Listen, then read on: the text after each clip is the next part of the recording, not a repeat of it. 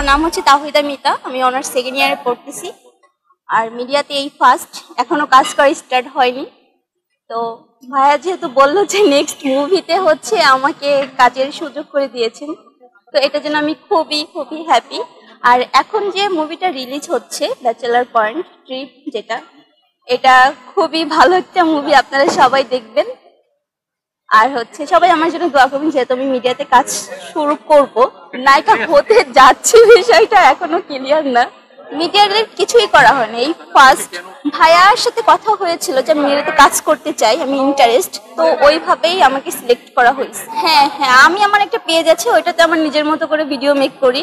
এছাড়া মিডিয়াতে অন্য কোনো কিছুতে কাজ, নাটক ফিল্ম বলেন, কোনো কিছুতে কাজ করা হয়নি। প্রিপারেশন আছে, আর অবশ্যই প্রিপারেশন নিয়েই সিনেমা করতে হবে, প্রিপারেশন ছাড়া তো কোনো কাজ ভালো হবে না।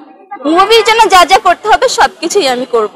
আমি আমার মতো, মানে আমাকেই চিনুক আমার নাম করে, একটা মেশিন চালিয়ে বড়লোক হতে চাই না।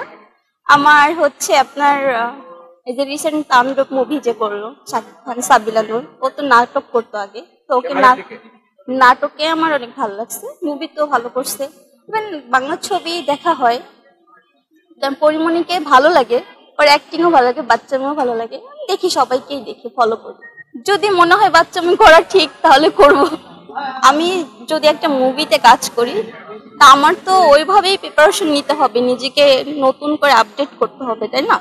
তো ওরকম তো সিচুয়েশন আসলে আমার আগে থেকে প্রিপারেশন নিতে হবে অবশ্যই। এখন যেহেতু আমি ফার্স্ট মিডিয়াতে, তা আমার মনে হয় আমার সবকিছু ডেভেলপ করা দরকার। মামুন ভাই আছে, ওনার পারপাসেই আমি এখন আজকে এখানে, তো ওনাকে আবার এগেইন থ্যাংক ইউ।